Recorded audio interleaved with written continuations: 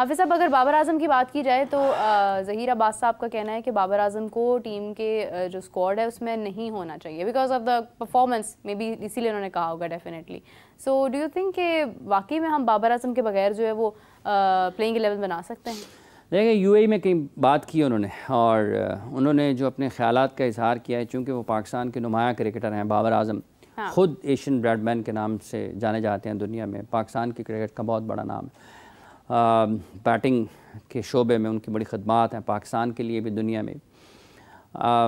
तो उन्होंने कि वो बाबर पाकिस्तान के नुमाया क्रिकेटर हैं, और अगर वो नहीं रन्स कर पा रहे हैं और तो उनको ड्रॉप होना चाहिए। कुछ जब इंग्लैंड पाकिस्तान की सीरीज़ चल रही थी, उनकी बासित अली साहब से भी बात हो रही थी, तो बासित साहब भी बता रहे थे कि ज़हीर भाई से जो बात हुई है कि शायद उनके जो कदमों का जो उनकी है इस्तेमाल, उनके पाँव कैसे चल रहे हैं बैटिंग के दौरान, इस हवाले से उनकी बातचीत हो रही थी।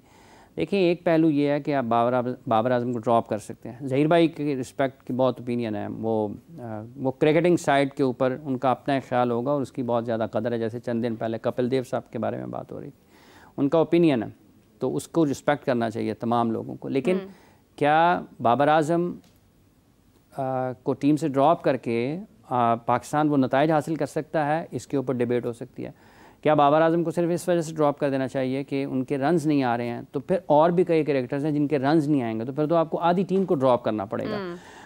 ये अब तो बहुत आसान है, ये सारी बातें हो रही हैं हर जगह पर, लेकिन पाकिस्तान की टीम को अगर ठीक करना है तो उसके लिए जो लोग एडमिनिस्ट्रेशन में हैं, इंतज़ामी ओहदों पर मौजूद हैं, उनको सबसे पहले उनको ये समझ होनी चाहिए कि असल में क्या हो रहा है। बाउंड्री वो जो रस्सा है, जो रस्सा है उसके अंदर कौन क्या खेल रहा है। हाँ। जब इनको ये समझ आ जाएगी कि अंदर क्या हो रहा है खेल के मैदान में, तो वो मसाइल हल किए जा सकते हैं। इस टीम के लिए पाकिस्तान की, इसके लिए जो लोग कहते हैं ना क्विक फिक्स जो है, फौरी तौर पर क्या हो सकता है, फौरी तौर पर यही है कि कोचिंग स्टाफ की सबसे बड़ी जिम्मेदारी ये होनी चाहिए कि इस टीम के मौजूदा खिलाड़ियों को आप इनकी जो पीक परफॉर्मेंस है उस पर कैसे लेकर जा सकते हैं। अगर यही टीम अपनी पीक परफॉर्मेंस पर जाना शुरू हो जाएगी तो उसके नताइज इनकी इनफरादी कारकर्दगी में आपको काफ़ी कुछ बदला हुआ नज़र आएगा। और अगर ये वहाँ पर जाते हैं तो ये ऐसी क्रिकेट नहीं खेलेंगे जैसी आपको जो यूएसए में खेलते हुए नज़र आए हैं, जैसे आपको इंडिया में वर्ल्ड कप में खेलते हुए नज़र आए हैं, या जैसी इन्होंने क्रिकेट खेली अगेंस्ट बांग्लादेश, वो क्रिकेट खेलते हुए नज़र नहीं आएंगे। ये शाहीन हो गए, नसीम हो गए, हारिस हो गए, बाबर, रिजवान, फ़खर, शादाब, उसामा, सऊद, जितने भी पाकिस्तान के क्रिकेटर्स हैं जो कि 15-16 का ग्रुप है, शान मसूद, इवन इस टेस्ट टीम में अगर आप बात करते हैं, अब्दुल्ला शफीक, तो ये तो अगर पीक पे जाएंगे, अपनी पीक की परफॉर्मेंस पर जाएंगे, तो ये इससे बहुत बेहतर क्रिकेटर हैं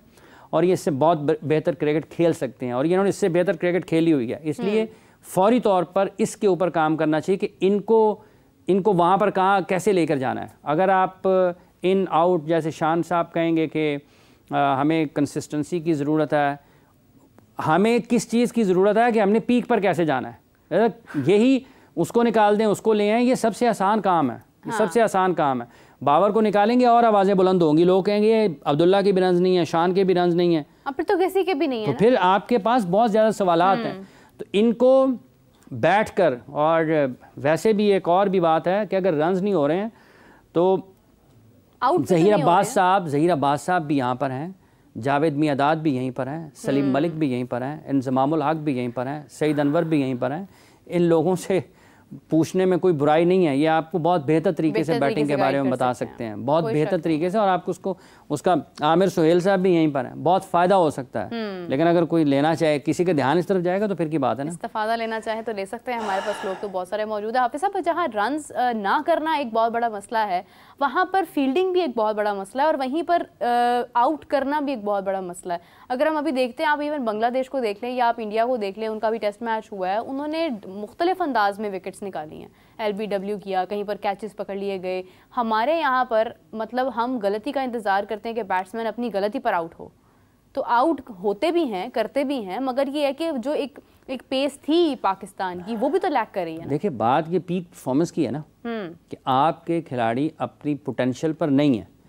आप ये जब अपनी पोटेंशियल पर परफॉर्म करेंगे तो ये आउट करते ही आए हैं, पाकिस्तान के इन्हीं बॉलर्स ने आउट किए हुए हैं बल्लेबाजों, आउट करके ही बने हैं ना, आउट किए हुए हैं, ठीक है, रन्स भी किए हुए हैं। तो ये पीक परफॉर्मेंस पर लेकर जाना है, जो उनका पोटेंशियल है ना, जिसकी वो सलाहियत रखते हैं, जिसकी वजह से वो जाने जाते हैं, माने जाते हैं, जिसकी वजह से लोग उनको स्टेडियम देखने के लिए आते थे, जिसके लिए लोग उनको आज भी टेलीविजन पर स्टेडियम में देखने के लिए, टेलीविजन पर बैठते हैं, स्टेडियम में आते हैं देखने के लिए। तो वो उस परफॉर्मेंस पर, उस कारकर्दगी के उस मायार पर आपने कैसे लेकर जाना है, आउट कर सकते हैं। देखें, जो आपको ज़रूरत है, जो आपके लिए खेल सकता है, ठीक है, आपको उसको खिलाना चाहिए। आपको लोगों के लिए दरवाजे बंद नहीं करने चाहिए। और 38 साल की उम्र में वो प्लेयर ऑफ द सीरीज़ हो गए हैं।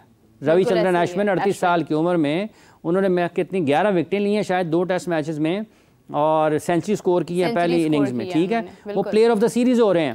आप देखें कि आपके 38 के कितने प्लेयर्स हैं जो कि पाकिस्तान के लिए खेल सकते थे, 2 साल से टेस्ट मैच नहीं खेले हैं, 250 के करीब उनकी विकेटें हैं, वो कहाँ पर हैं, वो क्यों बाहर हैं सेटअप से?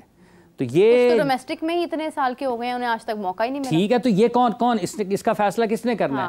सो ये चीज़ें हैं जिनको ठीक करने की ज़रूरत है। अगर नहीं करेंगे तो ठीक है, फिर नंबर लग रहे हैं, मेरा ख्याल है एक उल्टी गिनती, वो जब होता है ना PSL शुरू होने वाला होता है तो लग जाता है 10 डेज टू गो, फिर 9 डेज टू गो, फिर 7 डेज टू गो, फिर 6 डेज टू गो, फिर 5, फिर 4, फिर 3, और फिर जब 2 दिन आ जाते 2-3 दिन फिर घंटे लग जाते हैं।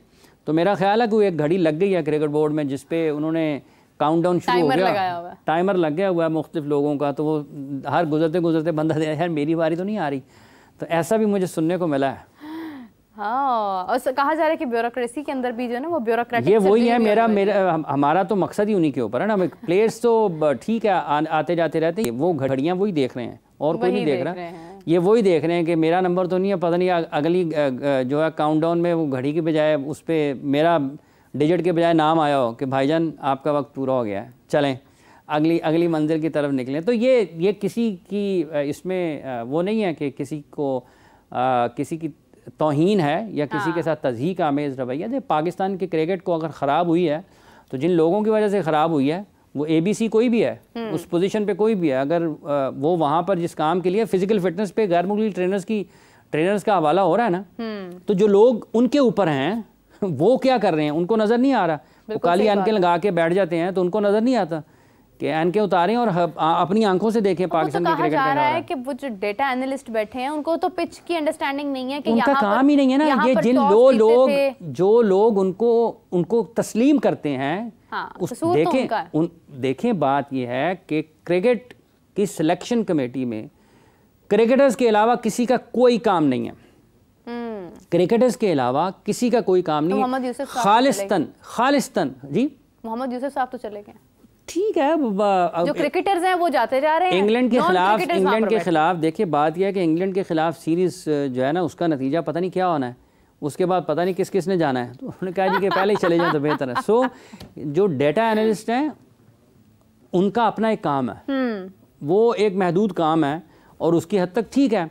लेकिन अगर वो ये कहें नहीं जी इसने 30 मैचेस खेले हैं, 30 मैचेस में इसने इतने आउट कर दिए हैं, लिहाजा ये नंबर्स के ऊपर टीम में आता है और ये नंबर 4 पर इसका इम्पैक्ट है, ना अपोजिशन देखी, ना पिच देखी, ना हालात देखे, ना वो देखे, ना उसकी जो है क्या उसको कहते हैं किसको उसने आउट किया है, ना उसको पता रन्स कहाँ किए हैं, तो फिर आप ले लेंगे। फिर क्या होगा? फिर ये होगा कि आपसे फुल टॉस पे भी छक्का नहीं लगता, फिर ये होता है कि आपसे स्पिनर खेला नहीं जाता, फिर ये होता है कि शॉर्ट पिच बॉलिंग भी आपसे खेली नहीं जाती, फिर ये होता है कि अगर बॉल आउट स्विंग हो रहा है तो वो भी नहीं खेला जाता, बॉल पड़ के अंदर आता तो वो भी नहीं खेला जाता, ठीक है।